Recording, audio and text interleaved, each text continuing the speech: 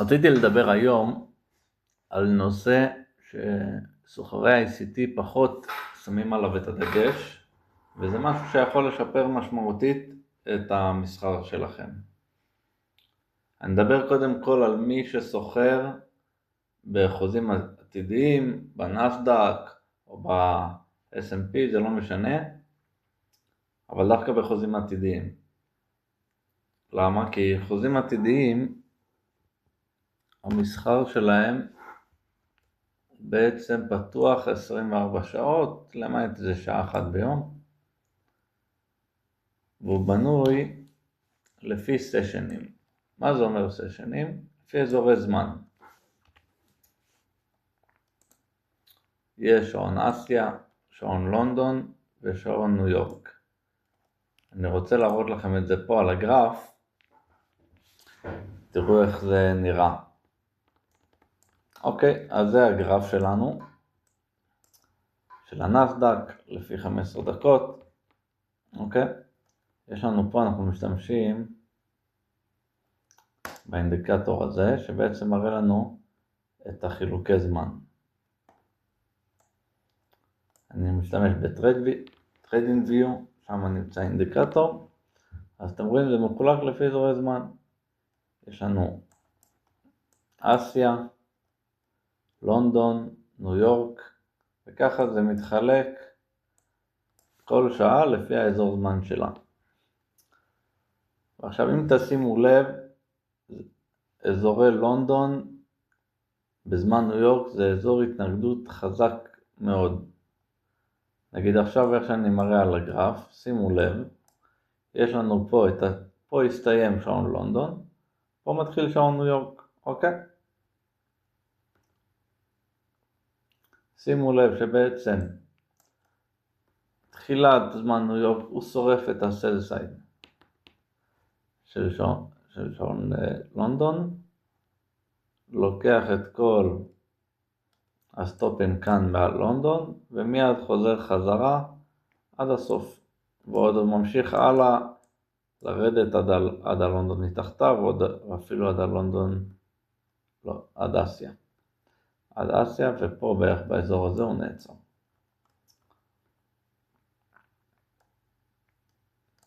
וזה יכול להיות משהו שמאוד יעזור לנו במסחר. בעצם אנחנו צריכים לראות את שעון ניו יורק, מה הוא רוצה לעשות ביחס לשעון לונדון. זאת אומרת, אם ניקח נגיד את המקרה הזה, אוקיי?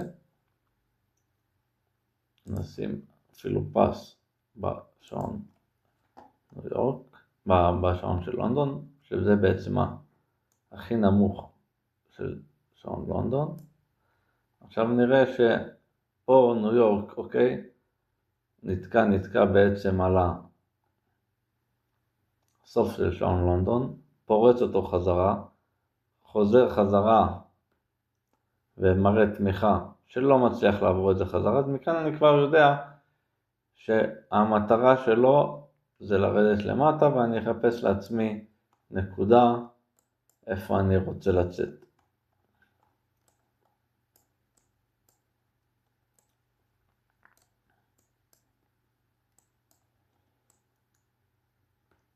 איפה אנחנו רואים עוד כאלה מקרים?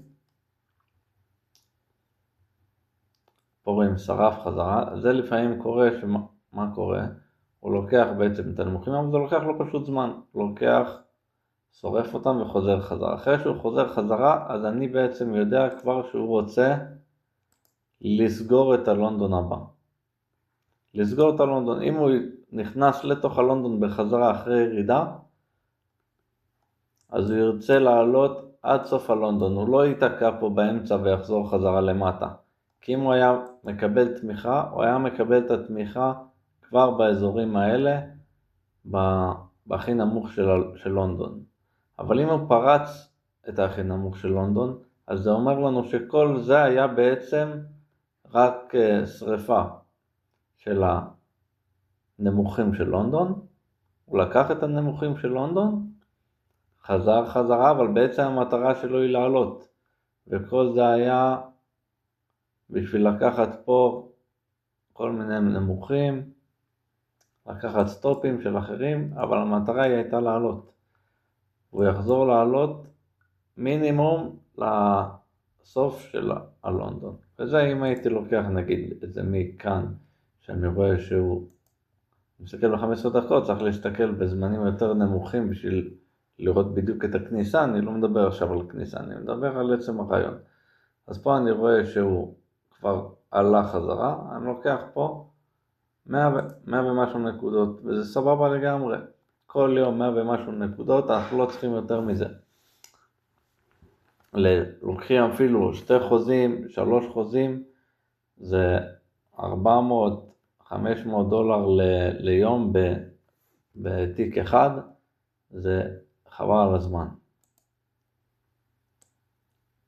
הנה פה אנחנו רואים טוב, פה זה מקרה חריג, אנחנו רואים ירידה דרסטית, כן? אין לנו פה לקיחה של לונדון, הוא פשוט מהאמצע ירד ללמטה, לכזה מקרה לא הייתי נכנס בכלל, כי אין לי פה בכלל שום נקודת כניסה. יכול להיות שב5 דקות נראה יותר נקודת כניסה, אבל זה נראה דרסטי מדי. בואו נסתכל ב5 דקתי.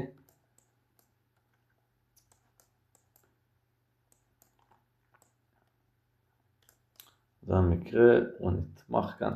לא, זה לא היה תאריך הזה. פה זה גם מראה לכם ב5 דקתי, זה מאוד יפה איך שהוא ממש לוקח את הגבוהים, חוזר חזרה, סוגר מתחת, ומכאן אני מבין שהוא הולך לירידות. איפה אני אקח את הירידות? אני יכול לקחת אותן. פה בגלל שלונדון, שעון ניו יורק הוא מאוד קטן, פחות מ100 נקודות, אז אני אחפש נמוכים אחרים בשביל לדעת איפה לצאת.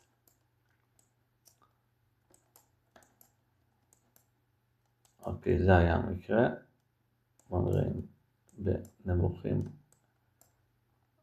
יכול להיות שהיינו יכולים לראות את הכניסה כאן, כמו שאתם רואים שהוא פרץ למטה. הנה, היה פה עליה מהלונדון. לא יודע אם זה התאריך הזה, אבל לא משנה. אבל אתם רואים גם במקרה הזה, לוקח את הגבוהים של לונדון, חוזר חזרה. פה אני כבר יכול להבין שבאמת הוא רוצה לרדת ולא לעלות, ויכול לקחת אותו למטה. אני יכול לשים סטופ מעל לונדון, ולקחת אותו לאן שאני רוצה. בעצם, בגלל שפה, שוב, שהלונדון קטן, תמיד ניו יורק יעשה יותר מאשר לונדון, כן? אז אם לונדון עשה 100 נקודות, אז ניו יורק יעשה 200 נקודות. נראה איפה הנקודות, אפשר לעשות אותו עד הניו יורק, לקחת אותו עד הניו יורק של אתמול, ואז אנחנו נקבל פה בעצם 270 נקודות, זה יפה מאוד.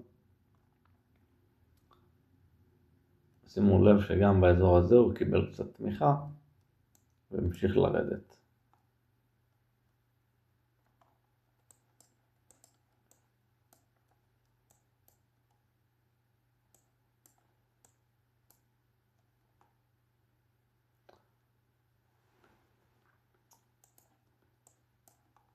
הנה עוד מקרה.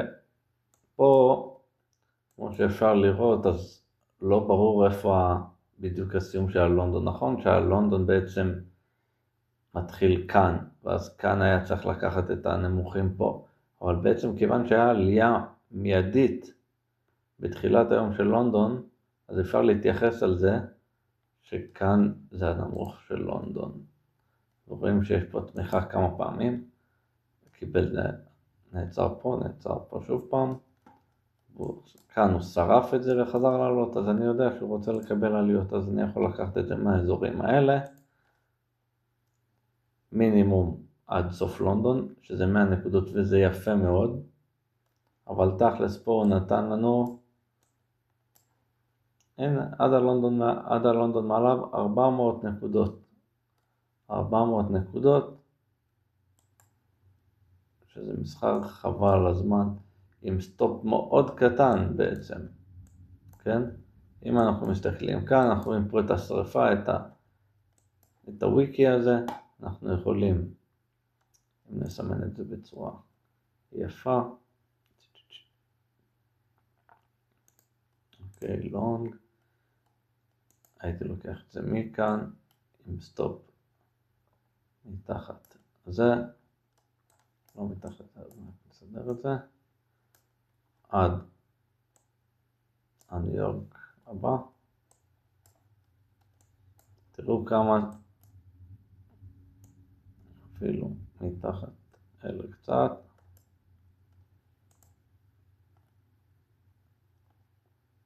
אוקיי. תראו כמה סיכון ביחס לרווח, שזה מטורף. גם פה, שוב פעם, אז פה הוא דשדש באמצע של לונדון, אוקיי? לא היה לנו פה שום כניסה, לא עשה שום דבר. אפשר לראות שהוא קצת נתמך מהיום של האתמול כאן, באזורים האלה, לכן הוא התחרבש פה קצת. תכלס, פה הוא לקח את הנמוכים והתחיל לעלות בחזרה. אז מפה אני יכול להבין שהוא רוצה לעלות. אז אמרתי לכם, קודם כל, לשים לב, לעד סוף לונדון. עד סוף לונדון הוא ודאי ייקח 326 נקודות. זה מטורף. וכמה זמן הוא עשה את זה? בכלום זמן. מי אחרי שהוא לקח את הנמוכים? חזר לעלות, אני מבין כבר פה שהמטרה שלו היא לעלות. כבר בנר הזה. שהוא עלה, חזר, אני מבין שהוא לא רוצה פה לרדת, הוא רוצה רק לקחת את הנמוכים. עושה כזה דבר. וזה מטורף.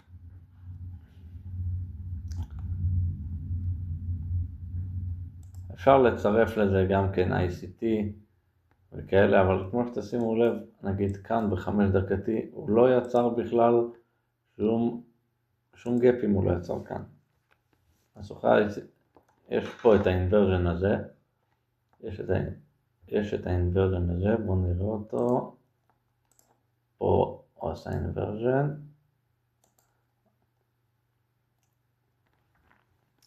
פה הוא סגר למעלה, אם היינו לוקחים מיד היינו מפסידים אותו. פה היינו יכולים להיכנס עם ICT יפה.